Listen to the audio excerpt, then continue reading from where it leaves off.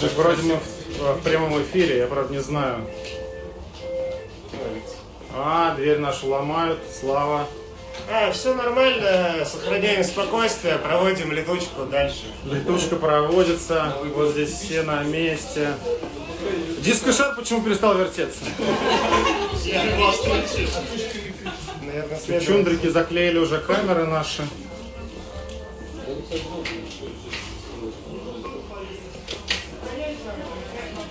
Сейчас будут нам пилить двери. Мы, наконец-то, я внутри офиса во время обыска. Последнее время я не смог сюда попадать. Ну давайте, нас сейчас смотрят 1700 человек. Поздравьте всех с Новым годом!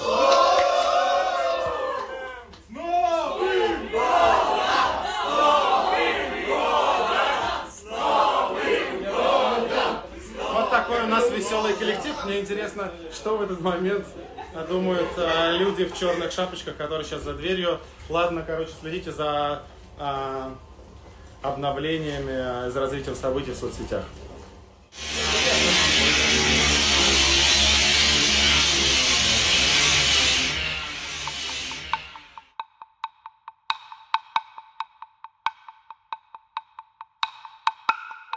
Видео с YouTube удалить.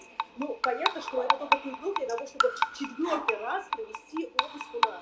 4-й раз за последние полгода уже проводится обыск на студии канала Нормальный Лайф. Они изымают всю технику для того, чтобы воспрепятствовать нашей работе, чтобы мы перестали выпускать наши расследования, пускать наши призывы к сторонникам, для того, чтобы мы прекратили говорить правду, проводить прямые эфиры. Конечно, никто это все делать не получится.